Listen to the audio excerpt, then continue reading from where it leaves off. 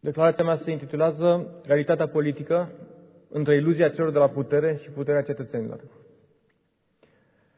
Doamnelor și domnilor senatori, Tăriceanu dă vina pe statul paralel, pe serviciile secrete pentru toate deficiențele statului de drept din România. L-am întrebat ce măsuri intenționează să ia pentru lupta împotriva corupției, a furtului și pentru dezvoltarea României. Niciun răspuns concret din partea domnului Tăriceanu, doar perdele de fum.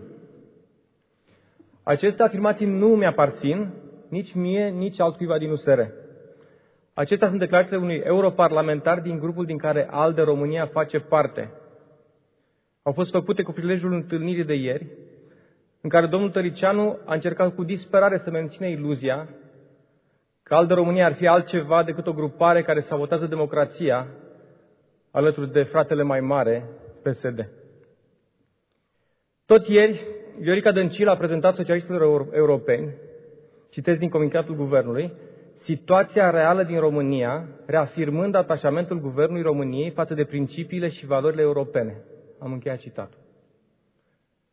Așa zisa realitate pe care Dăncilă și Tăriceanu o prezintă la Bruxelles are picioare scurte ca orice minciună. Doamnă Dăncilă, domnule Tăriceanu, cum se potrivește realitatea roz a statului de drept din România, pe care o tot vânturați prin fața liderilor europeni, cu ceea ce declară și ceea ce fac reprezentanții guvernului dumneavoastră? Chiar ieri, în mascarada de audieri de la Comisia de Apărare a Senatului, s-a propus restrângerea dreptului de a manifesta pașnic. Cu același prilej s-a vorbit despre nevoia ca statul să controleze activitatea românilor pe internet. Realitatea pe care și-o dorește puterea PSD-ALDE se vede cel mai bine în atitudinea față de proprii cetățeni și mai ales în încrâncenarea cu care luptă împotriva unei categorii care îi deranjează grozav, diaspora. În 4 comisii ale Senatului au fost ieri în dezbatere propuneri ale USR pentru ușurarea accesului diaspora la viața politică. Cea mai importantă în discuție a fost cea prin care vrem ca românii ce sunt siliți să muncească în afara țării, dar sunt legați de țară, prin familie, prin casa pe care și-au construit-o, să poată să-și aleagă parlamentarii pentru locul din țară unde au domiciliul. Răspunsul puterii la această propunere a trecut la început prin obiecții, așa zis, tehnice, ca să ajungă foarte repede la argumentele arhicunoscute, foarte apropiate de injurii.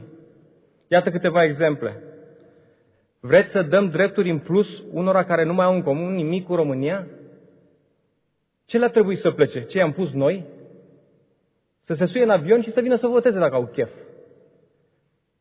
Domnilor și domnilor senatori, aceasta este realitatea în Parlamentul nostru. Cei care au fost goniți de către incompetența și corupția guvernărilor de după decembrie 89 sunt huliți și tratați de cetățeni de mâna a doua, de cei care s-au ferit și se feresc să fie judecați la urne de oameni ca ei, curajoși, informați și care vor să transforme România într-o țară normală.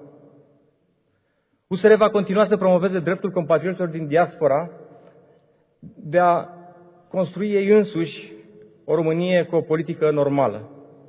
O facem în Parlament, dar și alături de cetățeni, în cadrul inițiativei Oameni Noi, unde, împreună cu alte 29 de organizații, suntem pe cale să întărim credința românilor că ei au puterea, dacă se implică, și ei își pot construi realitatea pe care o vor în politică, nu cea pe care încearcă să le vândă și să le vâre pe gât Dăncilă și Tăriceanu.